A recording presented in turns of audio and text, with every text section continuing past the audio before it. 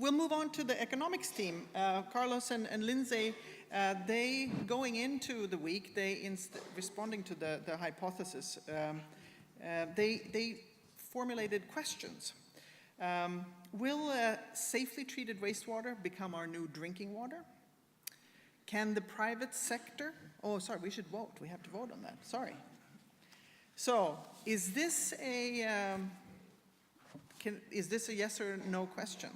Please raise your hands again. So, will safely treated wastewater become our new drinking water?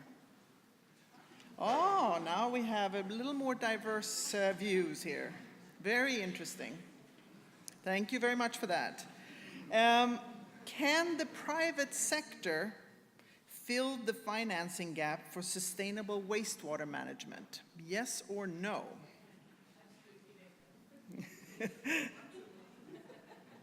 Again, very diverse, pretty much 50-50 it looks from up here. Very unscientific.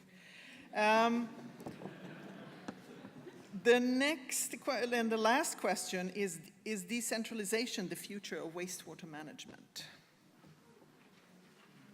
Oh, I would have to say that the yes is in the majority, actually, but very interesting.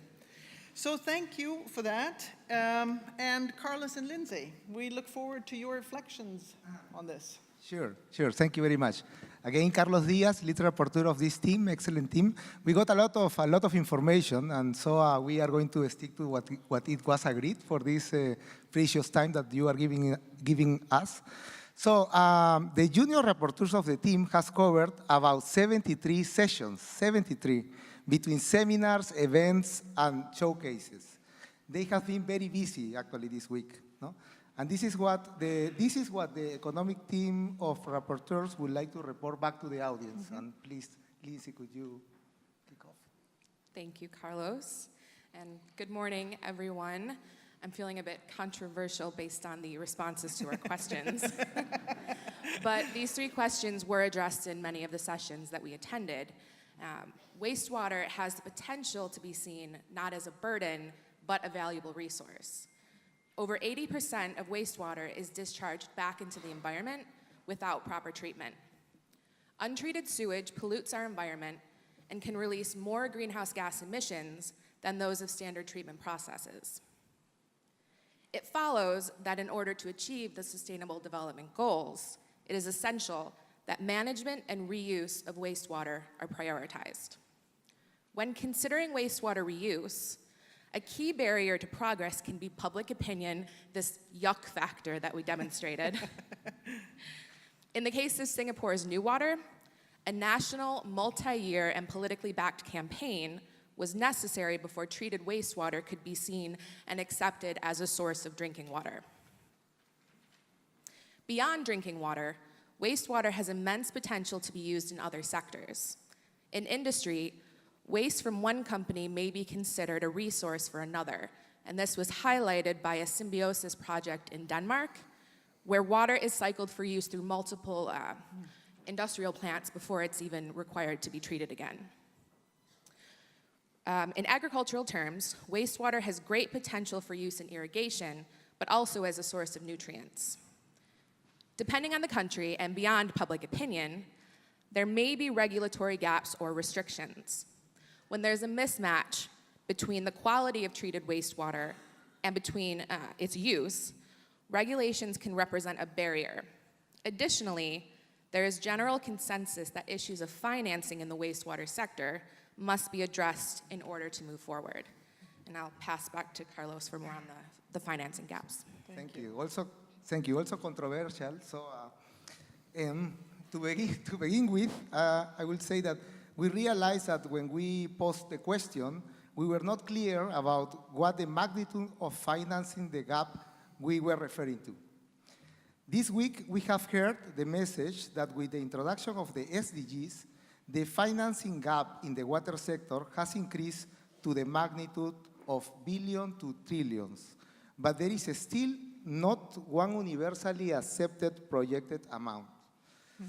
Moreover, do these estimates already take into account what will be needed to innovate and implement the SDGs in a circular economy fashion, or does this just refer to the amount needed to extend and sustain properly the current type of infrastructure that we are using at the moment? Very interesting. One message that came out strongly was that the gap is indeed substantial, and the private sector will have to play some role in addressing this gap. In the sessions we attended, private sector representatives did express interest in providing much-needed capital for resource recovery and reuse. However, there were some areas of unclarity about enabling environments, risks and uncertainty, financial mechanisms, bankability of projects, and matching the right kind of projects with the right kind of investors in terms of objective, scales, and timelines. Basically, there seems to be a consensus that the private sector is going to be involved where there is a business case. Beyond conventional approaches, new innovative business models and financial mechanisms such as blended finance and climate finance should be explored while keeping in mind the need for simplicity. The key is to turn economically beneficial projects into bankable projects, meaning that they are also financially viable in order to attract different sources of finance. I think Torquil already touched upon that point in the presentation. Importantly, the dialogue between the water community and the finance community that has been strongly promoted this week needs to be sustained and intensified in the form of roundtables, databases, and other venues. Despite the increased role of the private sector in financing RRR, the public sector needs to remain strongly involved to fulfill its role of ensuring the provision of basic services in an equitable and inclusive fashion.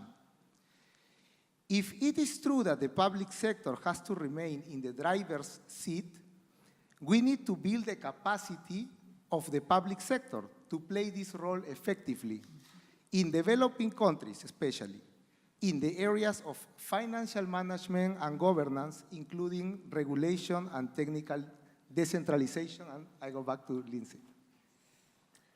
Decentralization and centralization should not be seen as one versus the other. In order to achieve SDG 6, as well as other targets, we need to explore how to best reach different segments of society.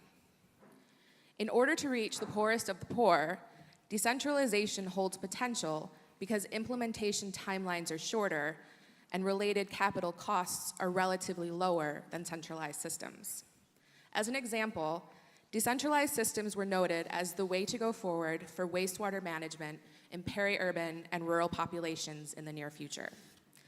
The efficiency of decentralized over centralized systems is highly context-specific.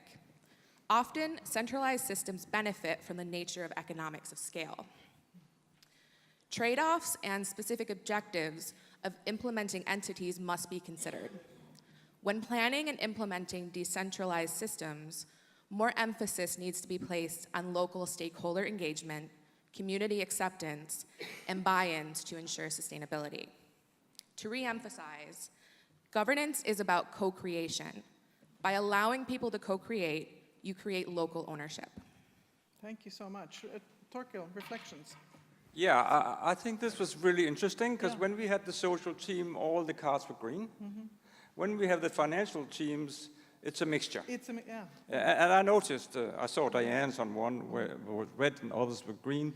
And I think maybe part of it is that the statements were too sweeping. I mean, Krista, he drank his urine in the spaceship, but half of you said no.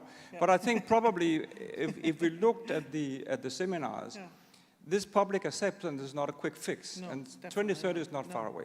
So I guess That's at the heart of it. the red and green is also, it's not that simple. And probably 2030 is too ambitious. And then the other one on the private sector, right? It was very clear from the seminars that the private sector alone can't do it. And that a lot of the service to the poor is still a big challenge for the public sector. So it's an either or, and it was green and red. And I also think, the question of decentralized models, again, as you said, it's context specific. Yeah. Some of the sort of more tricky solutions for the marginalized, decentralized solutions is the only way. But for the big urban challenges, maybe not. So I think it's very interesting, and I think the discussions in the seminars also divided people. Exactly. And that's why we're here. We want to argue. Yeah, exactly. Thank you. Thank you.